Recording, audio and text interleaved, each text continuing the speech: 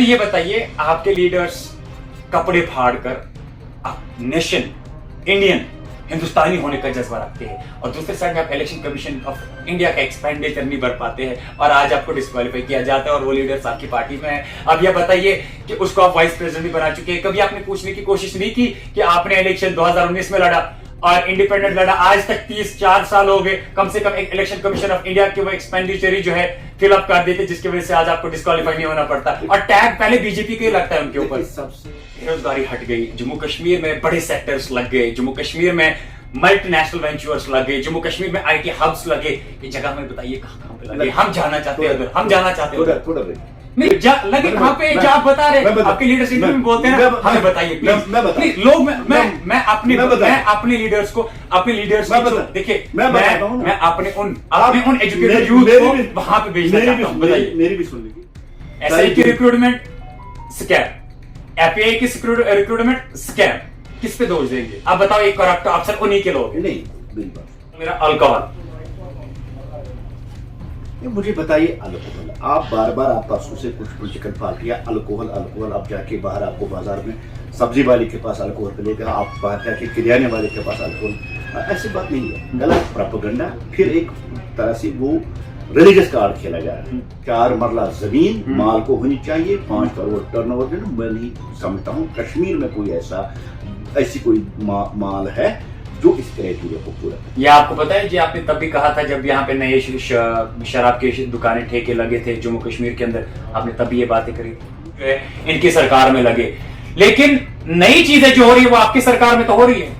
अब इसका दोष भी आप फारूक अब्दुल्ला, महबूबा मुफ्ती या आप बयानात, तो ये आप मतलब वो टेक्निकल कार्ड्स खेलते हैं कश्मीरी आवाम को लेके कि ऐसा नहीं होगा वैसा नहीं होगा। अब सब कुछ तो आप ही की देन है ना, आप सब कुछ तो आप लोग कर रहे हैं। सरकार हमारी नहीं है, लोगों को सीधे कैमरा को देखकर बताइए, कैमरा को सरकार एलजी साहब की है, जिस तरह से उसका हमारा सीएम नहीं है, आप हमें इसका कसूरवार ठहरोगे, हमारी सरकार नहीं है। अच्छा चलिए, सिंपल सा और एक सवाल है, आप कहते हैं किलिंग्स कुछ भी नहीं हुई, जीरो नहीं हुई, आपको गिनाओ धारा 370 हटने के बाद कितनी किलिंग्स हुई है? आपको पता है? आपको पता है टोटल कितनी हुई है? बताइए, आपको पता है टोटल कितनी हुई है?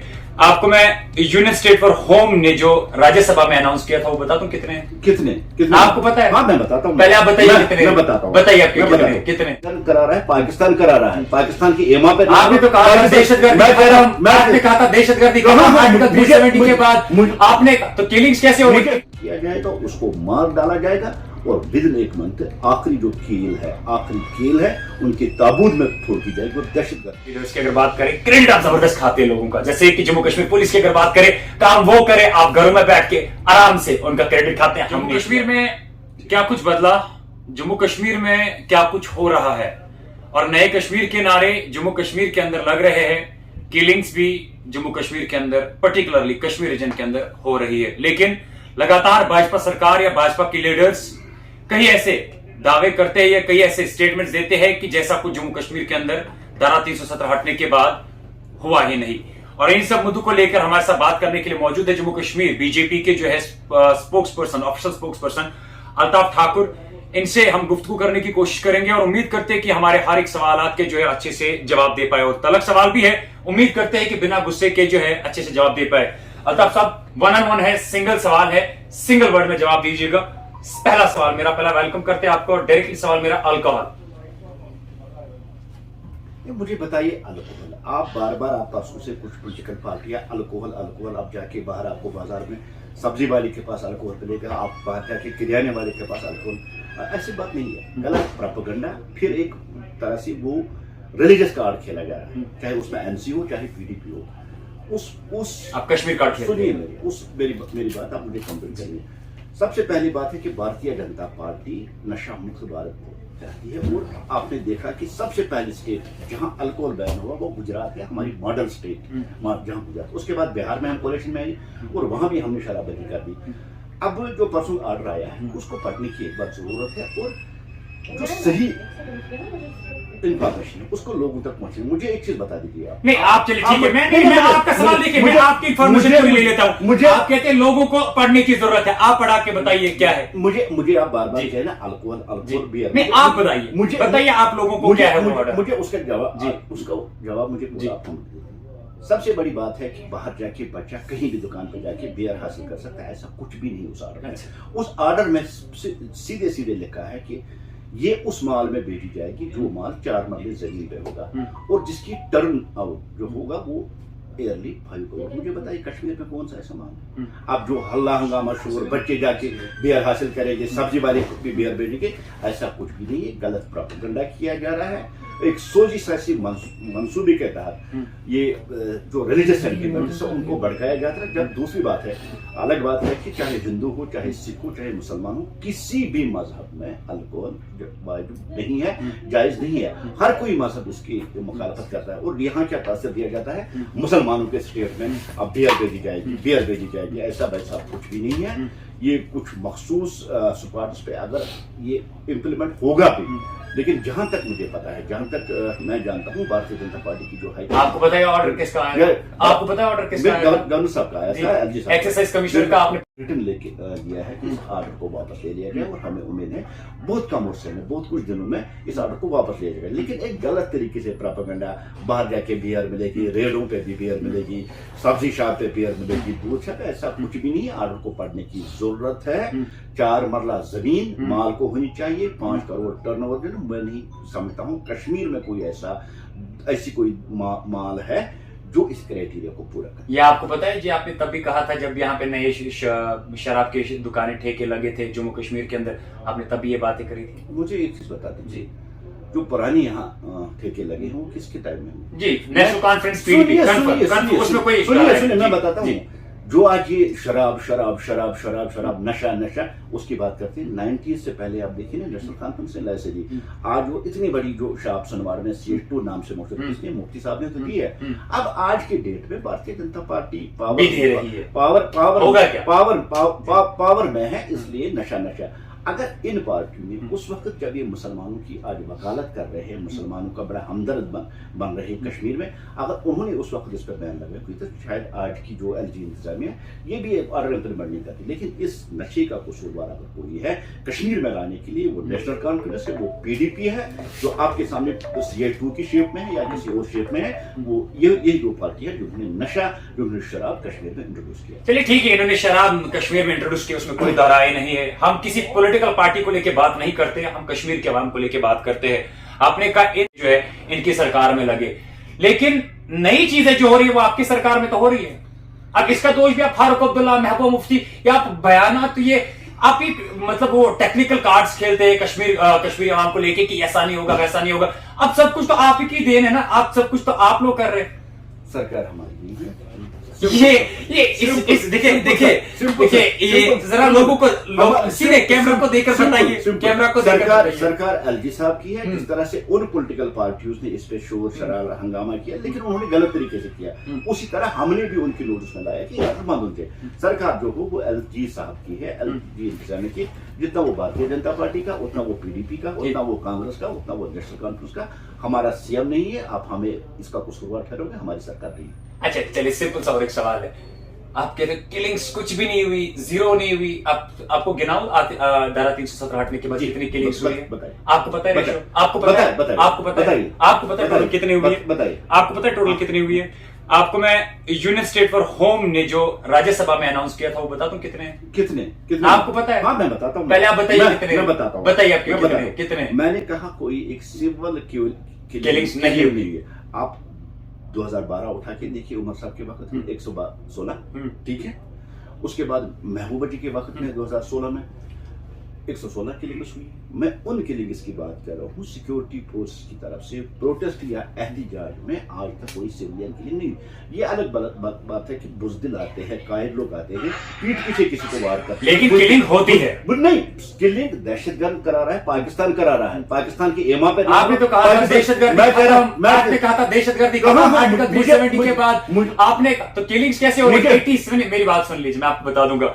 आर्टिकल 370 के बाद अभी तक 87 सिविलियंस की किलिंग हुई है, 87 सिविलियंस की किलिंग हुई है, और अभी तक 99 सिक्योरिटी पर्सनल्स की किलिंग हुई है अभी तक। आप लोगों को जवाब दे, आप आवाम को जवाब दे, बता रहे नहीं। मैं कहाँ दहशतगर्द जी, मुझे बताए ना कहाँ। तो ये किलिंग्स कौन कर रहा है? ये किलिंग्स कौन कर रहा है? ना मेरी बात जी, आप उनके वक्त में इतने दहशतगर्द हों, उनको खात्मा किसने किया? 370 खत्म होने के बाद आज आप गवर्नमेंट का रेशियो देखिए, सबसे निचले लेवल पे देश। अब कोई हाइब्रिड मिलिटेंसी की सूरत में या व्हाइट कॉलर की सूरत में कोई मिलिटेंट जो अभी दिखा नहीं गया, जिसमें अभी सरकारी रिकॉर्ड में नहीं, वो आके बुजदुलों की तरह आके किसी नहदे को पीट पीट या अंधेरे में आके उसको मार डालता है। लेकिन यकीन रखिए, दहशतगर्दों और दहशतगर्दी का सफाया करना भारतीय जनता पार्टी की प्रायोरिटी है। दहशतगर्द कहां भी हो, किधर भी हो, किस शेप में हो, उसको खत्म किया जाएगा, उसको मार डाला जाएगा और विदिन एक मंथ आखिरी जो आखिरी कील है उनके ताबूत में छोड़ दी जाएगी और दहशतगर्दी को रूट आउट किया जाएगा। मैं आपको सिंपल से बता दूंगा, 2014 से लेकर 2019 तक यानी कि 5 साल टोटल 177 सिविल की किलिंग, आपके 3 साल में 87, यानी कि कुछ ही रेशो आप दूर है उनसे। और सिक्योरिटी फोर्सेस की किलिंग को लेकर अगर बात करेंगे पिछले 5 सालों में 400 के आसपास, आर्टिकल 370 के बाद 99। अभी तो अभी सवाल पहले सुन लीजिए, सवाल पहले सुन लीजिए। किलिंग उनकी सरकार में भी हुई, किलिंग आपकी सरकार में भी हो रही है। अब आप डिनाई कर रहे हैं। डिफरेंस तो है ना जी, 499 डिफरेंस है। उसका मतलब है दहशतगर्दी खत्म हो रही है, दहशतगर्द खत्म हो रही है और दहशतगर्दी सबसे नीचे लेवल पे है। यही तो एक तरफ 400 की आप बात करें, दूसरी तरफ 99। इसका मतलब अभी है कुछ लोग है, मैंने कहा ना कुछ कातिल बैठे हैं, अभी है कुछ कातिल लोग, उनका भी खत्म कर दिया जाएगा।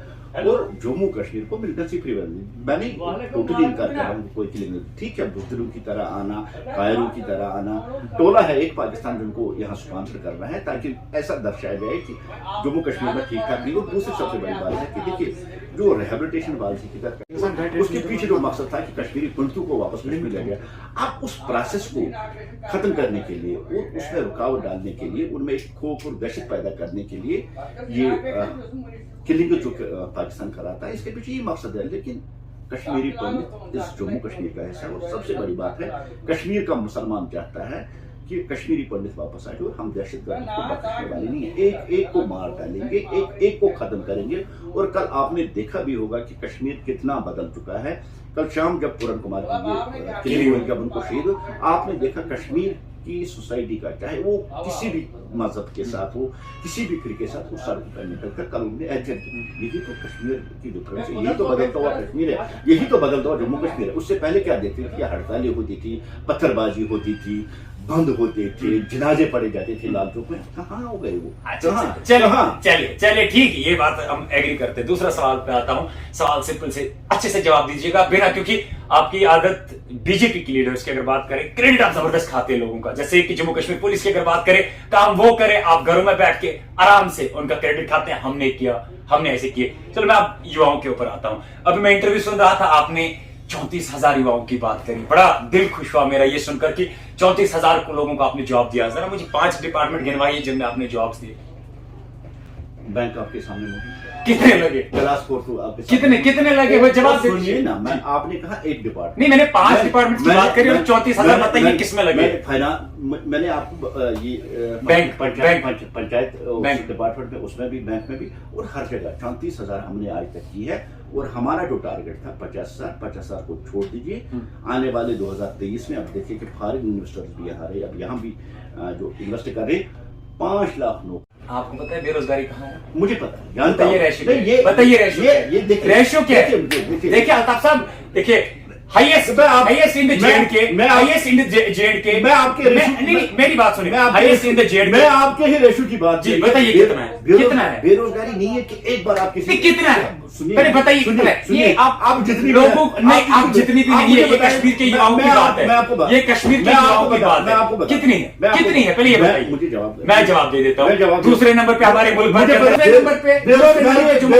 बेरोजगारी एक दिन में नहीं आती जी। ये आज आपने ढकना खोला और एकदम आपने ये काउंट कर दिया, इतने बेरोजगार 33% कभी नहीं हुए जनाब, 32% आज तक कभी नहीं हुए। हिस्ट्री उठा के देख लीजिए जनाब, ये 70 साल से चले आ रहे हैं यहाँ से बैठ निकल दिन, ये एक दिन में नहीं होता है। ठीक है, मैंने आपको प्रॉमिस कर दिया, मैं आप ऑन द रिकॉर्ड आपको कहता हूँ, आने वाले 1 साल में 5 लाख जो यूथ है उनको नौकरी फल मिले। लेकिन 34,000 को आप क्लियर नहीं कर पाए। एक दिन में नहीं होता है कि आप बेरोजगारी की लेवल इस हद तक बढ़ गई है। तो आपके 3 साल हो गए, आर्टिकल 370 को 4था साल चल रहा है, अभी तक रेशियो